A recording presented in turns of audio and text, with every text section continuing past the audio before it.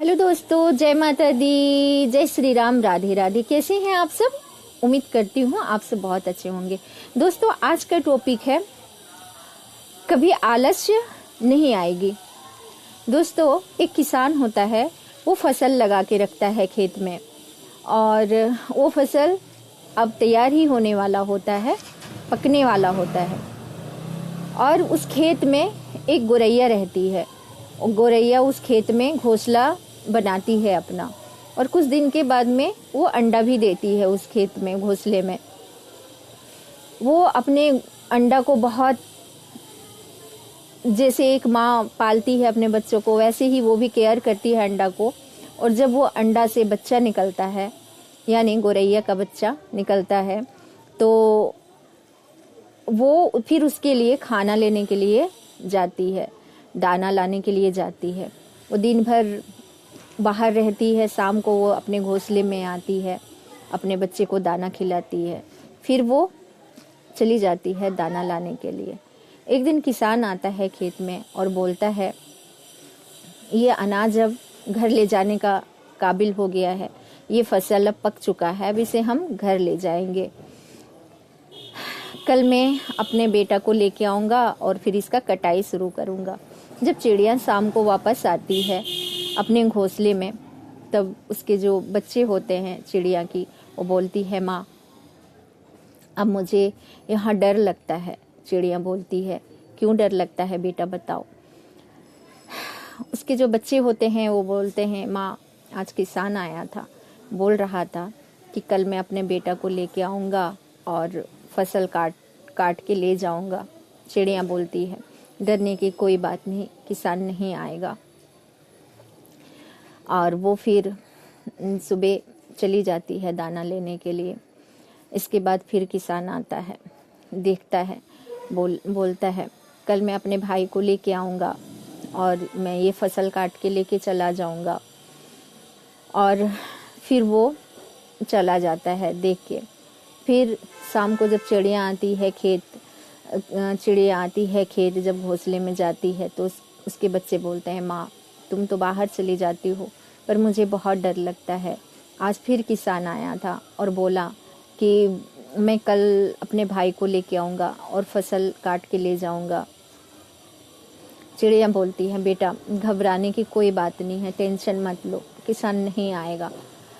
तो चिड़िया के बच्चे बोलते हैं, माँ तुम कैसे जानती हो? बोले, हाँ बेटा तुम टेंशन ना लो, कोई किसान नहीं आएगा। और फिर वो सुबह होते ही वो चली जाती है दाना लाने के लिए। फिर वो किसान आता है, दाना बोलता है, अब ये बर्बाद हो रहे हैं खेत में, झड़ रहे हैं अनाज। कल मैं वो जो कटाई बुनाई करते हैं मजदूर को लेके आऊँगा और मैं अपना जो है सो खेत से काट के फसल ले जाऊँगा। फिर शाम को चिड़िया आती है, फिर से उसके बच्चे बोलते हैं, माँ आज तो ये बोल रहा था कि मैं मजदूर को लेके आऊँगा और फिर मुझे बहुत डर लगने लगा। माँ मैं तो उड़ भी नहीं सकता, मैं क्या ही कर लूँगा। फिर चिड़िया बोलती है, बेटा टेंशन ना लो, अभी कोई नहीं आएगा। कुछ वक्त बीत जाते हैं, फिर से वो चिड़िया चली जाती है। कुछ वक्त बीत जाता है और वो फसल बर्बाद ही हो रहा होता है खेत में। एक दिन, कुछ दिन के बाद में किसान आता है और बोलता है, अब मैं खुद ही आऊँगा और मैं कल से ही कटाई करूँगा और फसल अपना ले जाऊँगा। फिर उसके बच्चे डरते हैं, बहुत डर जाते हैं। शाम को फिर चिड़िया आती है और फिर बच्चे बोलते हैं, माँ तुम क्यों नहीं सुनती, क्यों नहीं मानती? माँ हम लोगों को बहुत डर लगता है, आज किसान आया था। चिड़िया बोली, बेटा विस्तार से बताओ, आज किसान क्या बोल रहा था? बच्चे ने बोले, माँ वो रोज की तरह वही बात कर रहा था। बोले, नहीं बेटा, रोज जो कर रहा था वो कर रहा था, पर आज क्या बोला वो बताओ। चिड़िया के बच्चे बोले, माँ आज वो कह रहा था कि कल मैं खुद आऊँगा और मैं ये फसल काट के ले जाऊँगा।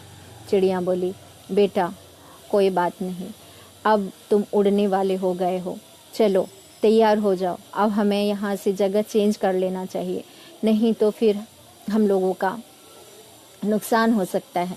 तो चिड़िया के बच्चे बोलते हैं, माँ वो किसान नहीं आने वाला है, तुम क्यों डर रही हो? वो तो रोज ही ऐसे ही बोलता है, पर वो आता नहीं। बोला, बेटा कल वो अपने बेटा पे निर्भर था तो बात कुछ अलग थी, फिर वो अपने भाई पे निर्भर हुआ तो बात कुछ और हुआ, फिर वो मजदूर पे निर्भर हुआ तो बात कुछ और हुआ। बेटा अब वो खुद पे निर्भर हो गया है।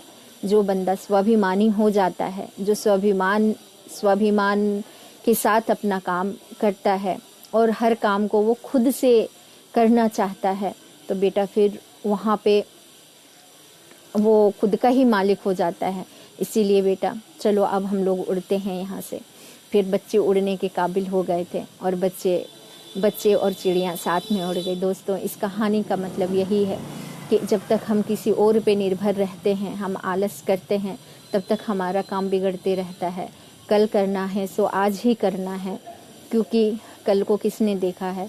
इसीलिए हमें जो भी काम हो हमें खुद का ही करना चाहिए और खुद से ही खुद पे निर्भर होना चाहिए।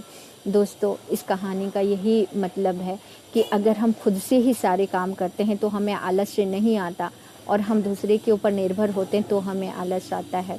दोस्तों, जय माता दी।